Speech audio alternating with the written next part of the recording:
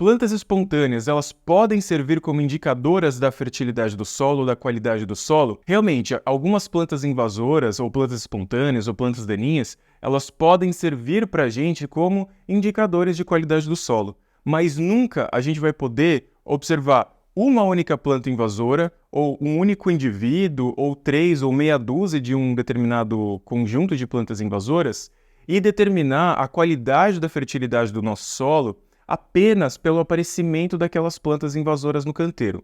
A gente sempre precisa observar um comportamento grande, um comportamento populacional, é uma escala. Quanto maior for a infestação de plantas espontâneas e menor for o vigor das nossas plantas de interesse, muito provavelmente esse solo está com características de baixa fertilidade e pH mais ácido. Quando nossas plantas ornamentais elas estão com bastante vigor e só tem algumas plantas espontâneas, plantas daninhas aparecendo no canteiro, muito provavelmente a fertilidade está em níveis equilibrados, em níveis normais.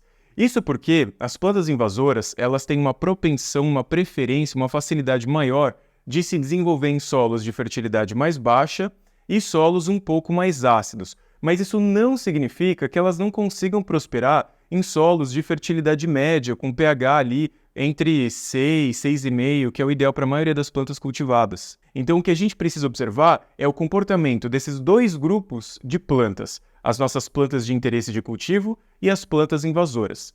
Quando plantas invasoras têm um espalhamento, uma ocupação muito maior do que as nossas plantas de interesse, atenção para a fertilidade do solo. Algumas espalhadas no jardim, isso é normal da vida de qualquer jardim, de qualquer canteiro, então isso não traz para a gente nenhuma observação precisa. Acontece que algumas espécies de plantas indicadoras, plantas espontâneas, podem trazer para nós algumas informações um pouco mais precisas, como por exemplo, se a gente tem um gramado que está com um vigor muito baixo, folhas amareladas, e ao mesmo tempo a gente tem uma expansão, uma profusão, uma quantidade muito grande de trevo branco, que é a espécie do gênero Trifolium, isso mostra para a gente que, muito provavelmente, esse solo está com baixos níveis de nitrogênio ou mesmo até baixos níveis de matéria orgânica, porque o trevo é uma planta leguminosa, ela prospera através da associação simbiótica com bactérias fixadoras de nitrogênio,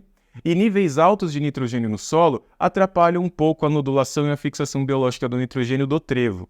Então, se o trevo prospera, significa que ele está encontrando nesse solo uma condição ideal para que ele cresça bem, faça sua nodulação, faça sua fixação de nitrogênio, e ao mesmo tempo a grama não está tendo ali o seu desenvolvimento, sua quantidade de nitrogênio ideal para manter o seu crescimento vigoroso.